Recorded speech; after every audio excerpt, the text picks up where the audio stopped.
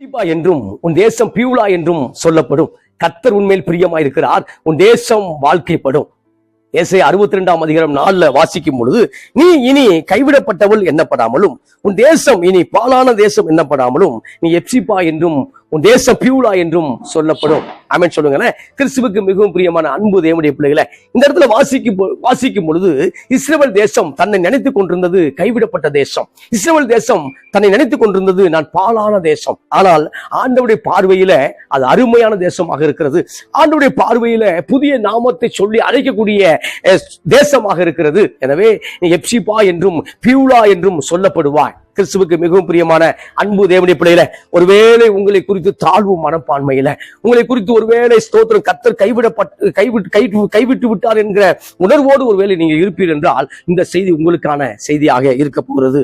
ஆமென் சொல்லுங்களேன். அதுல வசனம் சொல்லும் பொழுது, இனி நீ கைவிடப்பட்ட தேசம் என்று எண்ணப்படாமலும் பாலான தேசம் என்று சொல்லப்படாமல் இருக்கும். அப்ப என்ன சொல்ல போகிறார் என்றால் எப்சிபா என்று அழைக்க போகிறார். என்ன சொல்ல போகிறார் என்றால் பியூலா என்று அழைக்க போகிறார். கிறிஸ்துவுக்கு மிகவும் பிரியமான அன்பு தேவனுடைய பிள்ளை, இந்த காலை வேளையில ஸ்தோத்திரம் கர்த்தர் தரக்கூடிய வார்த்தை என்னவென்றால், நீங்கள் கைவிடப்பட்டவர்கள் அல்ல. கர்த்தர் உங்களை விட்டு ஒரு நாளும் விலகவில்லை.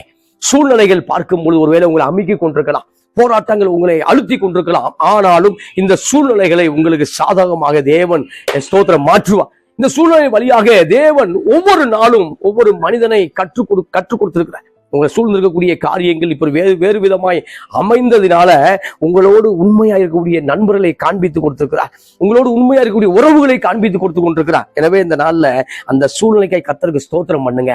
அந்த சூழ்நிலை கர்த்தர் அனுமதித்திருக்கிறார். நிச்சயமாய் இந்த சூழ்நிலையிலிருந்து நீங்கள் வெளியே வர முடியும். ஆமென் சொல்லுங்க.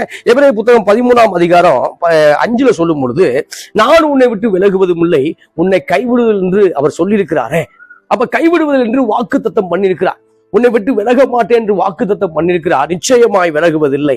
ஆனால் ஸ்தோத்திரம் இஸ்ரவேல் தேசம் சொல்லுகிறது என்னை கைவிட்டு விட்டார். இஸ்ரவேல் தேசம் சொல்லுகிறது என்னை கர்த்தர் மறந்தார். இஸ்ரவேல் தேசம் சொல்லுகிறது நான் பாலான தேசம். இல்ல நீ பாலான தேசம் அல்ல, நீ அருமையான தேசம், தேவன் விரும்பக்கூடிய தேசம்.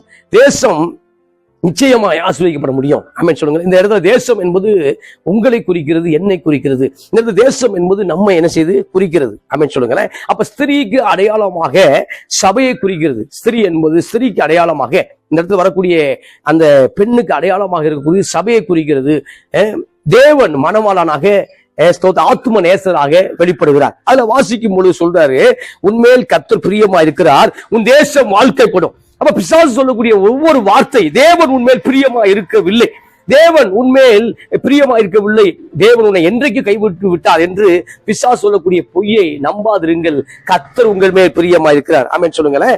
அப்ப 5வது வசனம் 62:5 சொல்லும் பொழுது, வாலிபன் கன்னிகை விவாகம் பண்ணுவது போல உன் மக்கள் உன்னை விவாகம் பண்ணுவார்கள், மணமாளன் மணவாட்டின் மேல் மகிழ்ச்சியா இருப்பது போல உன் தேவன் உன்மேல் மகிழ்ச்சியா இருப்பார். கர்த்தர் சொல்லக்கூடிய வார்த்தை, இன்றைக்கு கர்த்தர் உங்கள் மேல் மகிழ்ச்சியா இருக்கிறார்.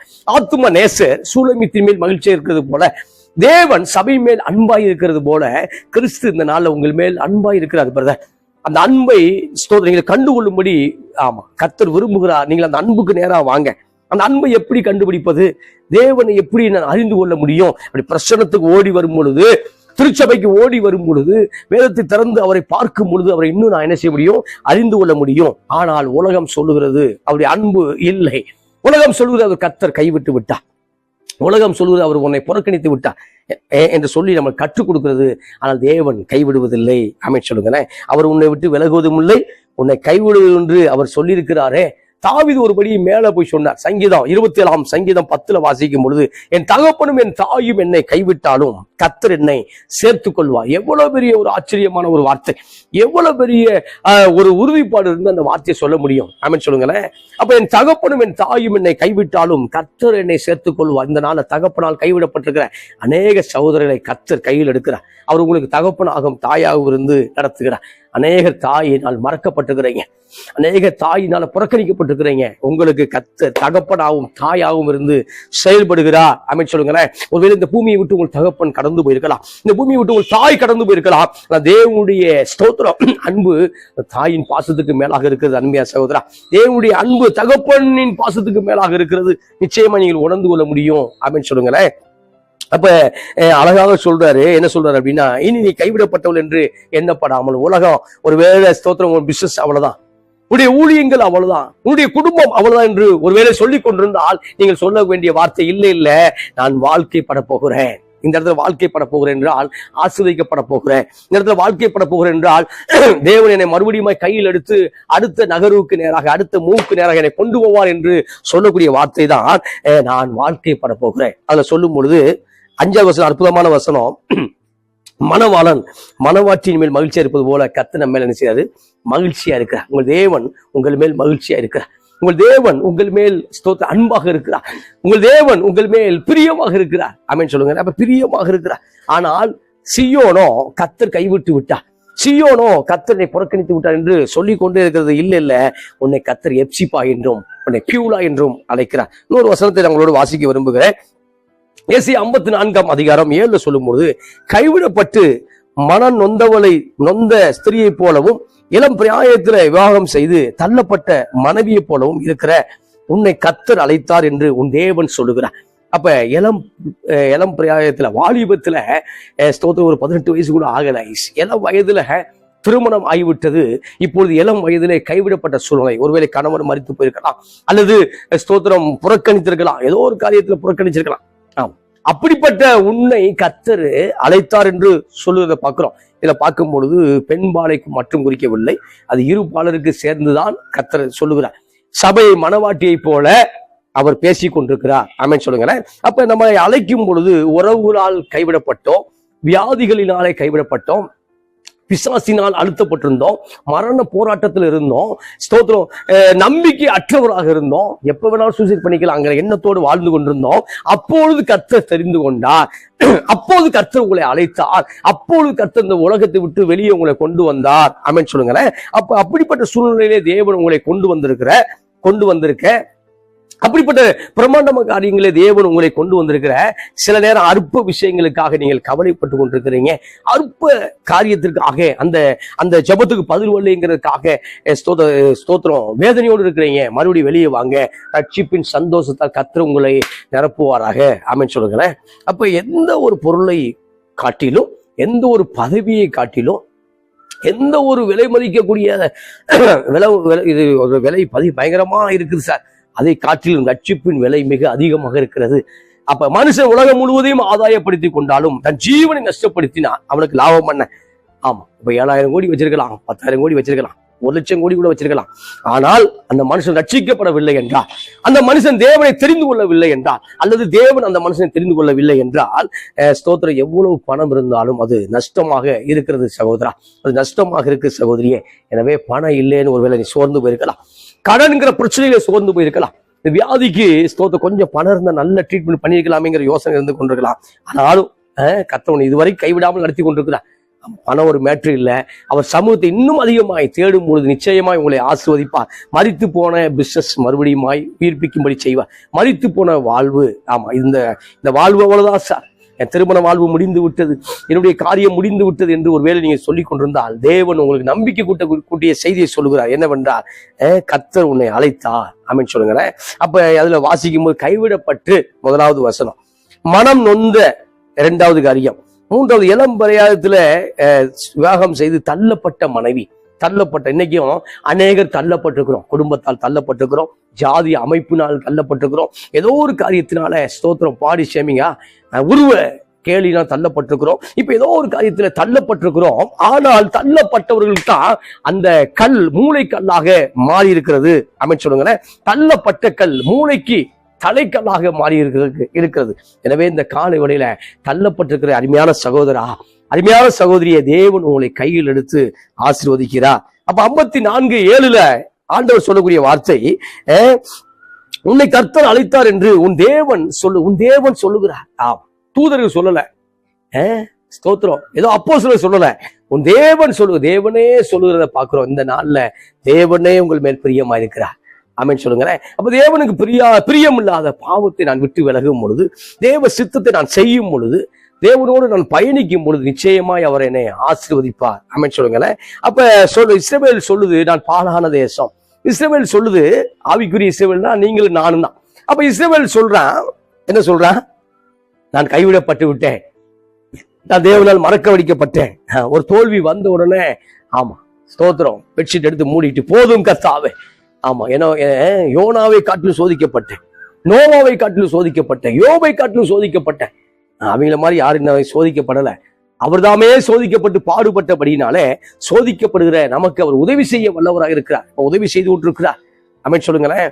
பழைய ஏற்பாடுல ரோம ராஜ்யங்கள் ஆளும் முழு கிறிஸ்தவர்கள் உபத்திரப்பட்டார்களே, அந்த உபத்திரத்துல யாரும் படல. அப்போ சில அடிக்கப்பட்டார்களே. ஆமா, டேட்டு தெரியாது ஆனா சந்தோஷமா இருந்தான். சாவுக்கு டேட்டு தெரியாது ஆனா சந்தோஷமா இருந்தான். இன்னைக்கு யாருக்கு சாவுக்கு டேட்டு தெரியாது, ஆனால் அங்க சாவுக்கு முன்குறிக்கப்பட்டிருந்தார்கள். ஆமா, ஆனாலும் கர்த்தருக்குள் சந்தோஷமாக இருந்தார்கள், கர்த்தருக்குள் மகிழ்ச்சியா இருந்தார்கள்.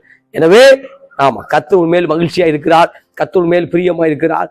நீங்க சந்தோஷமா இருக்க அழைக்கப்பட்டிருக்கிறீங்க. ஆமென் சொல்லுங்க. ஒரு வசனத்தை வாசிக்க விரும்புறேன்.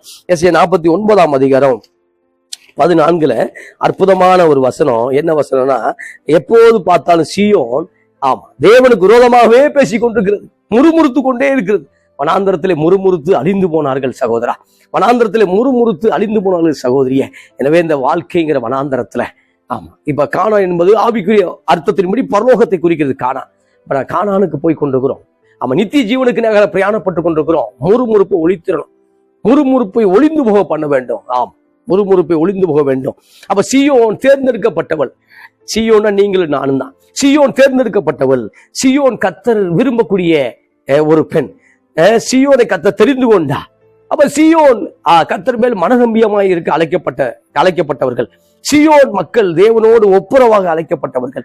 சீயோன் மக்கள் தேவனோடு தனித்திருக்க அழைக்கப்பட்டவர்கள். சீயோன் கர்த்தருக்காய் காத்திருக்க அழைக்கப்பட்டவர்கள். இப்ப சீயோன் சொல்லுது, எப்ப பார்த்தாலும் நெகட்டிவாவே பேசிக்கிட்டு, உன்னை கர்த்தர் செப்பரேட்டா தெரிந்து கொண்டார். ஆமென் சொல்லுங்களேன். ஆமென். அப்ப சீயோன் சொல்லக்கூடிய வார்த்தை ஏசாயா 49 அதிகாரம் 14 சொல்லும்போது, சீயோனோ கர்த்தர் என்னை கைவிட்டார், ஆண்டவர் என்னை மறந்தார் என்று சொல்லுகிறார். சூழலை பார்த்த உடனே மறந்து போயிட்டார். ஏதோ டெத்தை பார்த்த உடனே கர்த்தர் மறந்து விட்டார். ஏதோ ஒரு காரியத்தை பார்த்த உடனே பொருளாதார பற்றாக்குறை, வியாதிகள், போராட்டம், அடிச்சிட்டாங்க. ஆமா, அடிச்சிட்டாங்க.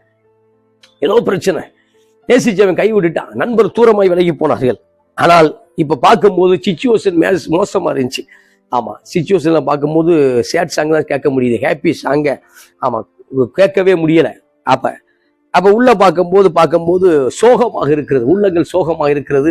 உள்ளங்களை வயலின் தான் வாசிட்டு இருக்காங்க. ஆமா, மெல்ல வயலின், ஏன்னா சோக கீதங்கள் ஓடிக்கொண்டிருக்கிறது.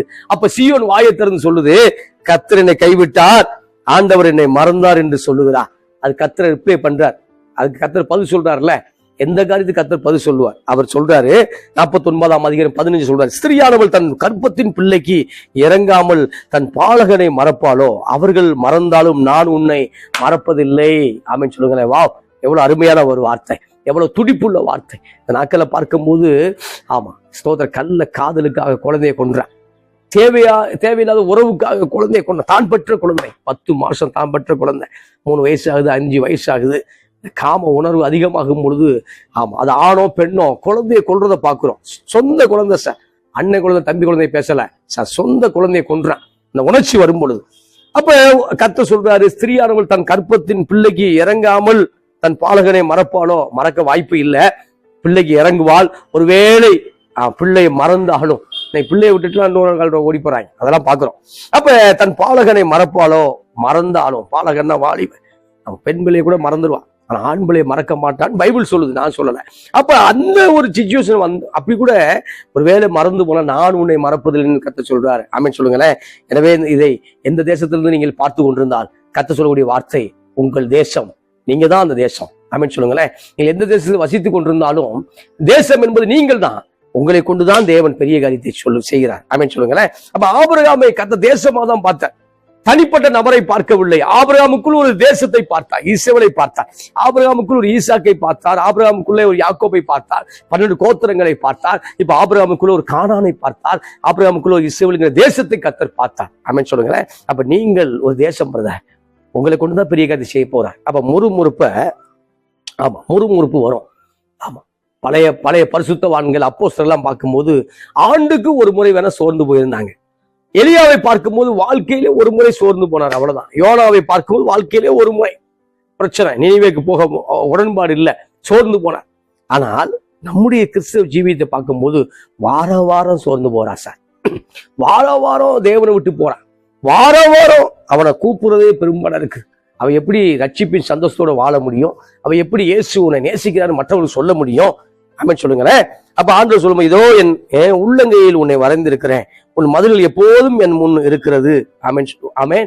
அப்ப நல்ல வார்த்தை சொல்றேன், எப்பொழுதும் நான் உன்னை பார்த்துக்கிட்டே இருக்கேன், எப்பொழுதும் முன்னோடு நான் இருக்கிறேன், எப்பொழுதும் முன்னோடு இருக்கிறேன். எப்பயாவது இல்ல, எப்போதும் முன்னோடு கூட இருக்கிறார். ஆமென் சொல்லுங்களேன். அவர் உன்னை விட்டு விலகுவதும் இல்லை, உன்னை கைவிடுவதும் இல்லை. உபாகம் 31 வாசிக்கிறோம். 31:6 சொல்லும்போது உன்னை விட்டு அவர் விலகுவதில்லை. ஆமா.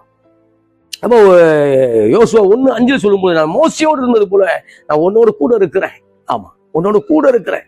நான் உன்னோடு கூட இருக்கிறேன், நான் உன்னோடு கூட இருக்கிறேன் என்று ஆண்டவர் வாக்கு பண்ணுகிறார். இந்த காலை வேளையில கர்த்தர் உங்களோடு இருக்கிறார். கர்த்தர் உங்களை மறப்பதில்லை. சீயோன் சொல்லக்கூடிய வார்த்தை கர்த்தர் மறந்து விட்டார். சீயோன் சொல்லக்கூடிய வார்த்தை கர்த்தர் கைவிட்டார். இப்ப கர்த்தர் சொல்றாரு, பழைய பேரை தூக்கி எரிஞ்சிரு. அந்த பழைய பேரை, ஆமா, பழைய பேர் பாழான தேசம், கைவிடப்பட்ட தேசம், மறந்த தேசம், இதெல்லாம் தூக்கி எரிஞ்சிட்டு இனி எப்சிப்பா தான் உன் பேரு, இனி பியூலா தான் உன் பேருன்னு சொல்லி வாக்கு கொடுக்குறார். ஆமென் சொல்லுங்களேன். வாக்கு கொடுத்த பிறகு ஒரு ஆசீர்வாதத்தை கொடுக்கிறாரு. அல்ல சொல்லுங்களேன்.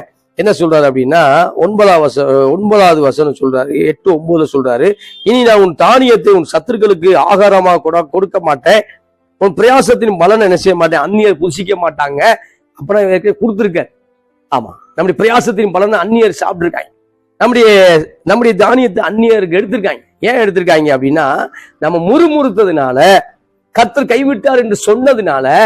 ஆமா, அப்ப நம்ம எதை செஞ்சா அதை கொடுக்க மாட்டாருன்னா, அதுக்கான வசனம் 6வது வசனம் எஸ்ஐயா 62:6 சொல்லும் போது, எருசலேமே உன் மதில்களின் மேல் பகல் முழுவதும் ராம் முழுவதும் ஒரு காலும் மௌனமாயிராத சாமக்காரர்களை கட்டளிடுகிறேன். கர்த்தரை பிரஸ்தாபம் பண்ணுகிறவர்கள் நீங்கள் அமெரிக்கா இருக்கிறது ஆகாது. அப்ப துதிக்க வேண்டும். துதிக்கும் போதுதான் துயரங்கள் மாறுகிறது பிரதர். துதிக்கும் போதுதான் எரிகோ பட்டணங்கள் விழுகிறது. துதிக்கும் போதுதான் பெரிய ஆசீர்வாதம் நடத்துல உண்டாகிறது. துதிக்கும் போதுதான் சத்துருக்கள் சிதறிக்கப்படுகிறார்கள். ஆமென் சொல்லுங்களேன். அப்ப ஸ்தோத்திரம். பெராக்கா என்கிற இடத்துல நன்றி சொன்னாங்க. ஏன்னா துதிக்க ஆரம்பிச்ச உடனே, ஆமா, ஒருவருக்குள்ள கலகம் உண்டானது. ஸ்தோத்திரம். இஸ்ரவேலுக்கு விரோதமாக வந்த படைகள், மோவாபிய படைகள், ஏதோமிய படைகள், அம்மோ எல்லாருமே அவங்களும் சண்டை போட்டு செத்து போயிட்டாங்க. இப்ப 4வது நாள் பெராக்காவிலே நன்றி சொன்னாங்க. பெராக்கான்னா தேங்க்ஸ் கிவிங். அங்க நன்றி சொல்லி கர்த்தரை துதித்தார்கள். இந்த காலை வேளையில நீங்க நன்றி சொல்ல சொல்ல பெராக்காவாக உங்கள் வீடு மாறுகிறது. நன்றி சொல்ல சொல்ல உங்களுடைய ஊழியங்கள், உங்களுடைய பிசினஸ், உங்களுடைய எல்லா காரியமும் அது பெராக்காவாக மாறுகிறது. பெராக்காவாக மாறும் பொழுது என்ன நடக்குதுன்னா, நீங்கள் நன்றி சொல்லி கொண்டிருக்கிறீர்கள், எதிரிகள் அங்கு விழுந்து கொண்டிருக்கிறார்கள். ஆமென் சொல்லுங்களேன். நீங்க எரிகோ மதில்களை சுத்தி கொண்டிருக்கிறீர்கள். எரிகோ மதில்களை ஆர்ப்பரியம் என்று சொல்லும்போது ஆர்ப்பரிக்கிறீர்கள். இப்பொழுது எரிகோ மதில் விழுந்து கொண்டிருக்கிறது. எரிகோ மதில் என்பது ஸ்தோத்திரம் எதை குறிக்குது அப்படின்னா, நமக்கு விரோதமாய் போராடுகிற எதிர்மறையான ஸ்பிரிட்டை குறிக்குது. நமக்கு விரோதமாய் போராடக்கூடிய அந்தகார வல்லமையை குறிக்கிறது. அப்ப எரிகோ மதில் விழ வேண்டும் என்றால் நான் துதித்து கொண்டே இருக்க வேண்டும். ஆனா நீங்களும் நானும் துதிக்க விடாதபடிதான் பிசாசு ரொம்ப கேர்ஃபுல்லா இருக்கான். நீங்களும் நானும் ஸ்தோத்திரம் எப்படியாவது முறுமுறுக்கணும் அவருடைய மாஸ்டர் பிளானே. அவன் மாஸ்டர் பிளான கிறிஸ்தவர்கள் முறுமுறுத்து கொண்டே இருக்க வேண்டும். அவருடைய மாஸ்டர் பிளான கிறிஸ்தவர்கள் சந்தோஷமாய் வாழக்கூடாது. அவருடைய மாஸ்டர் பிளான கர்த்தருக்கு விரோதமா நம்மளை பேச வைக்கிறது அவருடைய மாஸ்டர் பிளான். அதெல்லாம் எடுத்துட்டு, ஆமா, நான் பாழான தேசம் அல்ல, நான் தேவனுக்கு பிரியமான தேசம், நான் கைவிடப்பட்ட தேசம் அல்ல, நான் மறந்து போன தேசம் அல்ல, கர்த்தர் என்னை தெரிந்து கொண்ட தேசம். ஆமா, எப்படி தெரிந்து கொண்டால் என்றால், மணவாளன் மணவாட்டி மேல் சந்தோஷமா இருப்பது போல கர்த்தர் என் மேல் சந்தோஷமா இருக்கிறார் என்கிற வெளிப்பாடு வரும் பொழுது நீங்கள் சந்தோஷமா இருக்க முடியும். அப்ப முறுமுறுப்புங்கிறது ஆவி, ஆமா, சேர்ந்து போக வேண்டும் என்று ஜெபிக்கணும். ஆமென் சொல்லுங்களேன். அப்ப முறுமுறுப்பு, சில பேர் எதற்கெடுத்தாலும் முறுமுறுத்துட்டே இருப்பான். ஆமா, அதெல்லாம் விட்டுணும். எதற்கெடுத்தாலும் நெகட்டிவா பேசிட்டே இருப்பான். அது ஊழியரை பார்க்கிறோம், விசுவாசிகளை பார்க்கிறோம், புறஜாதி மக்களை பார்க்கிறோம். அதெல்லாம் காலி பண்ணியிருக்கோம். கர்த்தருக்குள் எப்பொழுதும் சந்தோஷமா இருக்கிறேன். ஆமென் சொல்லுங்களேன். காலையில டீ குடிச்சிருப்பான், அது சரி இருந்துக்காது, அதை நைட்டு வரைக்கும் பேசிட்டே இருப்பான். அதெல்லாம் விட்டுணும். அடுத்த செகண்ட்ல மாறிக்கிட்டு அடுத்த மூவுக்குன்னு அடுத்து போயிட்டே இருக்கணும். ஆமென் சொல்லுங்களேன். அல்லேலூயா, அல்லேலூயா, பிரைஸ் காட். எனவே இந்த நாள்ல நீங்கள் கைவிடப்பட்டதை போல உணர்ந்தாலும் கர்த்தர் மறந்துட்டார் என்கிறதை அதையே நினைச்சுக்கிட்டு இருந்தாலும், ஆனா கர்த்தர் சொல்லக்கூடிய வார்த்தை உங்கள் மேல் பிரியமா இருக்கிறார். அவர் உங்களை கைவிடுவதில்லை, அவர் உங்களை விட்டு விலகுவதில்லை. ஆமென் சொல்லுங்களேன். உற்சாகமாய் ஆமென் சொல்லுங்களேன். ஆமென். எனவே கர்த்தர் உங்களை எப்சிப்பா என்று அழைக்கிறார். பியூலா என்று அழைக்கிறார். எப்சிபான்னா பிரியமா இருக்கிறார். பியூலா என்றா உன் தேசம் வாழ்க்கைப்படும். நீ மறுபடியும் கட்டப்படுவாய். நீ மறுபடியும் ஸ்தோத்திரம் ஸ்தானத்துல வைக்கப்படுவாய். ஆமென் சொல்லுகிறேன். எனவே இந்த நாள்ல கர்த்தர் உங்களை ஆஸ்வதிக்கிறார், உங்களை நடத்துகிறார். ஒரு நிமிடம் உங்களுக்கு ஜெபிக்க விரும்புகிறேன். ஜெபிப்போமா? நல்ல பிதாவே, நன்றியோடு நாங்கள் நம்மை துதிக்கிறோம், ஸ்தோத்திரிக்கிறோம் ஆண்டவரே. இந்த நாள்ல அருமையான சகோதரர்களுக்காக ஜெபிக்கிறேன். கைவிடப்பட்டதை போல உணர்ந்து கொண்டிருக்கிற ஒவ்வொருவருக்காக ஜெபிக்கிறேன். இந்த நாள்ல நீர் அவர்களுக்கு அற்புதம் செய்யும்படியா ஜெபிக்கிறோம்ப்பா. குழந்தை பாக்கியத்தை தாரும், கடன்களை மறைய செய்யும், வியாதி இல்லாத சூழ்நிலையை உண்டாக்கி தாரும், வியாதியிலிருந்து வெளியே கொண்டு வரும், கடன்கள் மாறட்டும், போராட்டங்கள் மாறட்டும், எதிர்மறையான ஆவிகள் பிள்ளைகளை அச்சுறுத்தி கொண்டிருக்கிற மரணத்தின் ஆவிகள் எல்லாம் அது மறைந்து போகட்டும், தேவனுடைய வெளிச்சம் உண்டாகட்டும். ஆமென். தேவன் தொடர்ந்து உங்களுடைய பிள்ளைகளை ஆஸ்வதிக்கும்படியா ஜெபிக்கிற ஆண்டவரே. இந்த நாள்ல உங்களுடைய பிள்ளைகளுடைய வீட்டுல, பிள்ளைகளுக்கு கூடிய இடத்துல அவர் செய்யக்கூடிய எல்லா பிசினஸ் மேல நல்ல ஒரு வைப்ரேஷன் உண்டாகட்டும். பரிசுத்த ஆவியானவரை எதிர்மறையான எண்ணங்களில் இருந்து உங்களுடைய பிள்ளைகளை விடுதலையாக்கும்படியா ஜெபிக்கிறப்பா. எதிர்மறையான சூழ்நிலையிலிருந்து உங்களுடைய பிள்ளைகள் விடுவிக்கப்படட்டும் அப்பா. தொடர்ந்து உங்களுடைய பிள்ளைகளை ஆசீர்வதித்து வழிநடத்தும்படியா ஜெபிக்கிறோம். மீட்பெரும் இரட்சகருமாய் இருக்கிற இயேசுவின் நாமத்தில் ஜெபிக்கிறோம் நல்ல பிதாவே. ஆமென். கர்த்தர் உங்களை ஆசீர்வதிக்கிறார். உங்கள் ஜெபத்தை அவர் கேட்டு